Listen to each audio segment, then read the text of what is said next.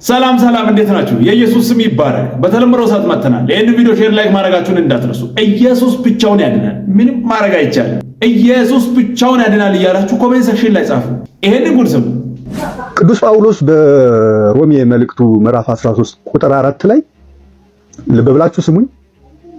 ክፉ አድራጊውን የሚበቀል የእግዚአብሔር አገልጋይ ነውና ይላል። ልብ በሉ። ክፉ አድራጊውን የሚበቀል የእግዚአብሔር አገልጋይ ነውና። ስለዚህ ይህን ከያዝን ክፉ አድራጊን መበቀል የእግዚአብሔር አገልጋይነት ነው። እኔ አታሷሹኝና ትዝታው ሳሙኤልን፣ ዮናታን አክሊሉን፣ ነቺን የሰሞኗን ጋኔናም ፊት ለፊት ባገኝ አታሷሹኝ፣ አልምራቸው። እግዚአብሔር ምስክሬ ነው፣ አልምራቸው። ፊት ለፊት ያጋጥሙ ላግኛቸው ብቻ። ለምን? የእግዚአብሔር አገልጋይነት ነው። ክፉ አድራጊን መበቀል የሐዲስ ኪዳን ጥቅስ፣ የሐዲስ ኪዳን ቃል ነው። አትጥሉት፣ አትሰርቱትም። እነዚህ ተማጻዳቂ ምዕራባውያን በእኛ ላይ ሴራ አሲረዋል። በሚስዮናዎቻቸው ይህንን ቅድም የጠቀሷቸውን ጥቅሶች አጣመው እየተረጎሙ ክርስትና ማለት በቃ በግ መሆን ነው፣ በቃ አንገትን አስግጎ አመቻችቶ ለጠላት መስጠት እና ነው ምንም ሲያረጉ በቃ ምንም አለመመለስ። እንግዲህ ለቅኝ ግዛት ሲያመቻቹን ማለት ነው። እና አሜን ብለን በቃ ባርነት እንድንቀበል ለማድረግ ሚስዮኖቻቸውን አስቀድመው እየላኩ እንዲህ አይነት ስብከት እየሰበኩ ያጃጅሉ ነበር። የነሱ ቅሪቶች ናቸው። አሁን እስከ ማህበረ ቅዱሳንን በሉት ክርስትናን የተሳሳተ ትርጉም ሰጥተው ክርስትና ማለት በግነት ነው፣ ጥቅሜን መብቴን የማይል አይነት ስብከት ሰብከው ህዝበ ክርስቲያኑን ስልብ አድርገውታል፣ አልጭ አድርገውታል። ይሄው ቤተክርስቲያን ስትቃጠል ስትደፈር ነው ቅዱሳት የእግዚአብሔር ክብር ሲደፈር ጸጥ የሚል ምንም የማይመስለው መንጋ ተፈጥሮ ቁጭ አለ።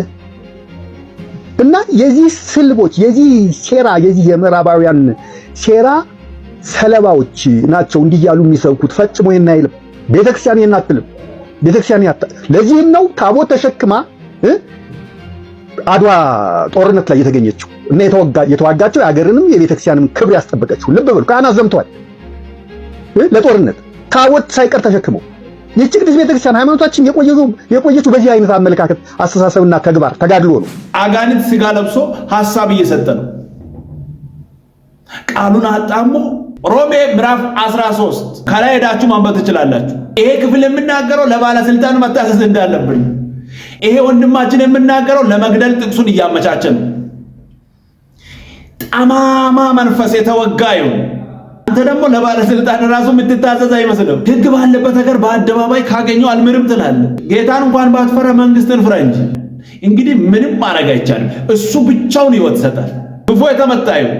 ስሞይንም ሙስሊሞች ነብዩ መሐመድ አይናቸውን በፈለገ ነገር ብትይ በሱ አይደራደሩሽ፣ በጥሶ ነው የሚጥሩሽ በነብዩ መሐመድ። ይሄ ዓለም የሚያውቀው ነገር ነው። አይናቸው ነው። እኛ ደግሞ ድንግል ማርያም አይናችን ናት። አይናችን ተቀለሽ ንግስቲቱ በቀኙ ትቀመጣለች ይላል መጽሐፍ ቅዱስ። እናቴ ንግስቲቱ አንቺ አይደለሽም እኮ ንግስቲቱ ድንግል ማርያም ነች። አዎ ዘንዱ አይወዳትም። ዮሐንስ ራእይ ላይ ከሰማይ እንደወደቀ ወንድ ልጅ ወለደችው ያችን ሴት አሳደዳት ነው የሚለው። የዘንዶ ተከታይ ድንግል ማርያምን አይወዳትም ተጽፏል። እኛ ደግሞ የዘንዶ ተከታይ ሳይሆን እንወዳታለን። አይናችን ናት። አይኔ ነሽና ብርሃኔ፣ አይኔ ነሽና ብርሃኔ የዮሐንሷ ማርያም አብሶ ማለን የግሸኗ ማርያም አብሶ ማለኔ የእንጦጦ ማርያም አብሶ ማለኔ የጻርቃኔ ማርያም አብሶ ማለኔ። የኢየሱስ እናት አንድ ናት። ይሄ ሁሉ ግን ከየት ነው? የእንትን ማርያም እሱ ምንም አይሰራም። የተጻፈው ብቻ መጽሐፍ ሲናገር እንዲህ ብሎ ይናገራል። ለተቀበሉት ሁሉ ግን በስሙ ለሚያምኑት ለእነርሱ የእግዚአብሔር ልጆች የሆኑ ዘንድ ስልጣን ሰጣቸው ይላል ዮሐንስ ወንጌል 1:12 ላይ። ኧረ እኛ እኮ ከፍ ብለናል፣ የእግዚአብሔር ልጆች ሆነናል። አይናችን ነው ኢየሱስ። ከሱ ውጪ ሌላ የለም። ወደ ኢየሱስ ነው መንገድ፣ እሱ ነው በቃ፣ ከሱ ውጪ የለም። ይሄ ተረት ወደ ሲኦል ነው። ኢየሱስ ወደ ህይወት ነው። ኑ ወደ ኢየሱስ። ፉከራና ህልከኝነት፣ ዛቻ ምንም አይሰራም። ህይወት ሊሆን አይችልም። ህይወት ኢየሱስ ነው። ኑ ወደ ኢየሱስ። ብቻውን ያድናል። ምንም ማድረግ አይቻልም። ስሙንም እዚህ ያለነውን አይደለም ምለው እዚህ ያለነውን ሳይሆን ሲኦል ከገቡ በኋላ እግዚአብሔርን ይለምኑትና ከዛ እግዚአብሔር ደግሞ ከሲኦል አውጥቶ መንግስተ ሰማይ ያስገባቸዋል። አዎ ለምን መሰለህ? በስምምነት ለምነውን ሁሉ እግዚአብሔር ይቀበላል። መሐሪ አምላክ እኮ ነው። ስለዚህ አሁን ሰዎች ስለዚህ አሁን በኦርቶዶክስ ሰዎች ሲኦል ቢገቡ ምንም ችግር የለውም ማለት ነው። ከሲኦል ደግሞ ጸልየው ደግሞ ከሲኦል ይወጡና መንግስተ ሰማይ ይገባሉ። ምን ሰራይላቸው የሚሰማላቸው ይኖር ይችላል። አዎ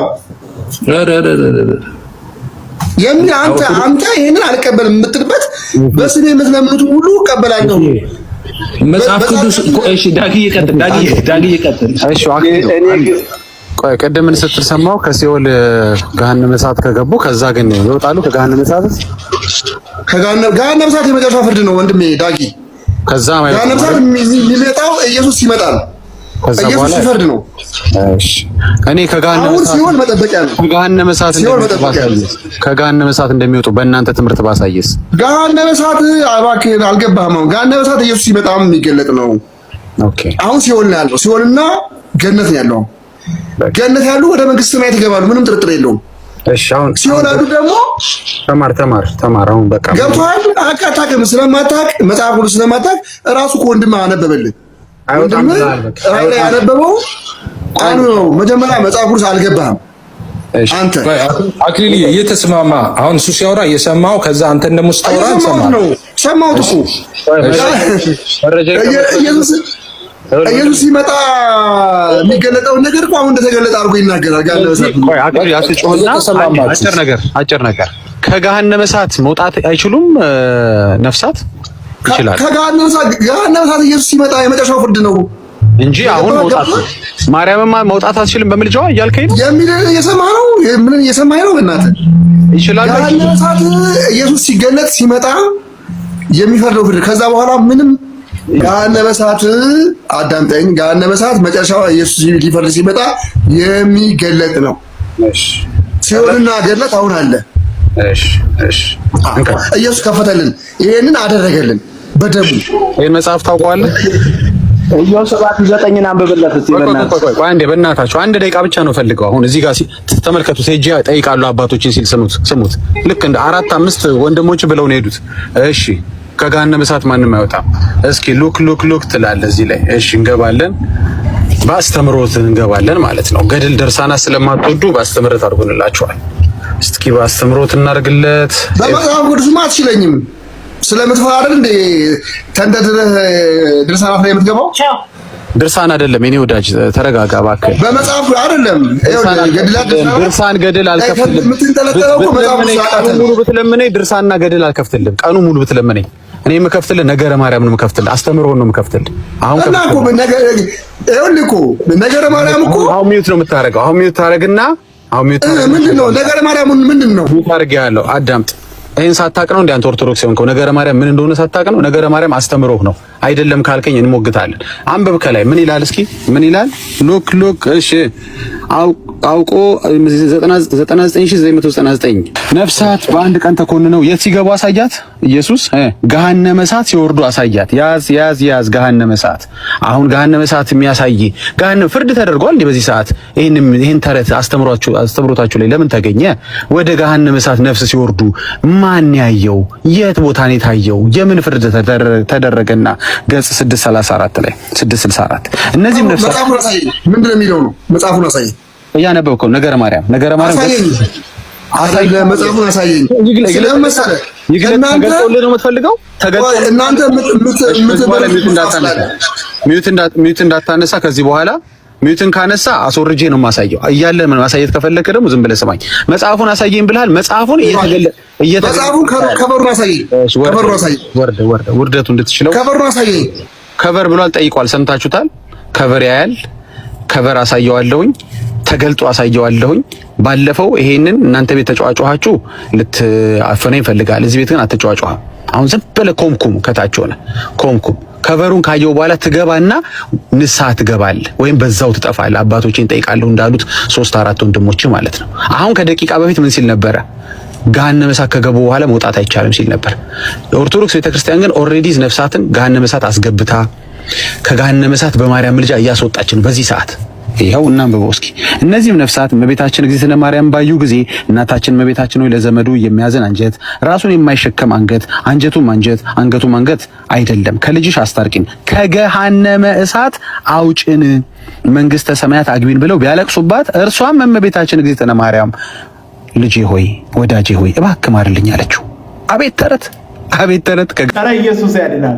ጉድ እኮ ነው። ምድር ላይ እንደፈለክ ይወቅ መኖር ትችላለህ። ከዛ ከሞትክ በኋላ ራሱ ፍርሃት የለም። ምክንያቱም እዛ አውጪና ኢየሱስ ያድናል። ይሄ ተረት ገዳይ ነው። ሰማይ ዋስትና አለ፣ ችግር የለም ጸልዩልኝ እንትን የሚል እንዴት ነፍስህን አስይዘህ ቁማር ትጫወታለህ? ከሞት በኋላ ንስሐ የለም። ስለዚህ ሁሉን ነገር እዚህ አስተካክዬ ልሂድ ብለህ ምናምን እንዳታስብ። ምን ይደረጋል? ችግር የለም ብትሞትም እዛ ጋር በጸሎት ትወት ህይወት ኢየሱስ ነው። ስሙ አውሪ። አቤት ተረት ከገሃነመ እሳት ልታወጣ ማለት ነው። ኦሬዲ አክሊሉ አልገቡም ሰዎች። ምንድነው የምታወራው? ዳጊ ይሄን እንኳን አታውቅም እንዴ እያለኝ ነበረ። አንተ ነህ የማታውቀው። ገሃነመ የገቡ እሳት ስታወጣ ተመልከትልኛ። ሉክ እርሱም ፀሐየ ጽድቅ ጌታችን እግዚእነ ኢየሱስ ክርስቶስ እኔ ደቂቀ አዳምን ከገሃነመ እሳት አውጥቼ መንግስተ ሰማያት ያገባው ተገፍፌ ተገርፌ ተሰቅዬ ተቸንክሬ ሞቼ ተነስቼ አይደለምን? አንቺም ለእነዚህ ነፍሳት ምን እናትን ሙቺ ልትላት? አዎ ፌኩ ኢየሱስ ፌኩ ማርያምን ሙቺ ይላታል። እናቱን የሚገል ስሙት። እናቱን ሙቺ ኢየሱስ ለኃጢአት ከሞተ በኋላ ለኃጢአት የሞተ ፍጡር አለ እናንተ እዛ ቤት። ይሄው እናንብበው። አቆይ ለኃጢአት እንደሞተች ልለጥፈው መጀመሪያ። እሺ ከዛስ በኃጢአታቸው ካልሞትሽላቸው ዘላለም በገሃነመ እሳት። አንተ ገሃነመ እሳት ያለ ነው አሁን ለሶስተኛ ጊዜ ወርደው ይቀራሉ አላት። ተመልከት፣ ሙቺ ያላት እኮ ነው። ሙቺ ካልሞትሽላቸው በስተቀር ያለ እናቱን ሙቺ የሚል ልጅ አለ። ተመልከት እንግዲህ ኦኬ የነሱ ማርያም ማለት ነው። እሺ አሁን ጥያቄው እሷ ሞተች አልሞተችም ነው። እሷ ማለደች አላማለደችም ነው። ምን ተፈጠረ ነው? ይሄ ገና ፍርድ ያልተደረገበት ዓለም ላይ ፍርድ አስደረገው ኦርቶዶክሶች። ከዛ የእሷን ምልጃ እየነገሩን ነው። እስኪ እንስማላቸው ታረታቸውን። እርሷም እመቤታችን እግዝእትነ ማርያም እነዚህ ነፍሳት ዘላለም በገሃነመ እሳት ወርደው ሲቀሩስ እንኳ አንድ ጊዜ አይደለም ያው 7 ጊዜ ልሙት ብላ ሞታለች። ለኃጢአት የሞተች ማርያም አለች። ከኢየሱስ በኋላ ለኃጢአት የሞተ ፍጡር አለ። ዋው ምን ፍቅና! እሺ ሞታለች። ከዛስ ኋላም ለፍጥረት ሁሉ መጽደቂያ ሆና ተገኝታለች። ስለዚህ ውህብት ስጥውት አላት። አክሊሉዬ ሰማህ? በገሃነመ እሳት ለገቡ ነፍሳት የሞተች ማርያም አለች። የገባቸው ለ99999 ነው። የጸደቀው ግን ፍጥረት ሁሉ ነው። እና ኢየሱስ ለማን የሞተው? ለፍጥረት ሁሉ እሷ መጽደቂያ ሆና ከተገኘች ከሞተች ኢየሱስ ለማን ነበር የሞተው? ያንን ታሪክ ማደብዘዝ አለበት። የኦርቶዶክስ ነገረ ማርያም አስተምህሮ ተውት። ድርሳን ገድላት እኮ አይደለም አስተምህሮ በተቻለ መጠን የኢየሱስን በቤዛነት ስራ ማደብዘዝ።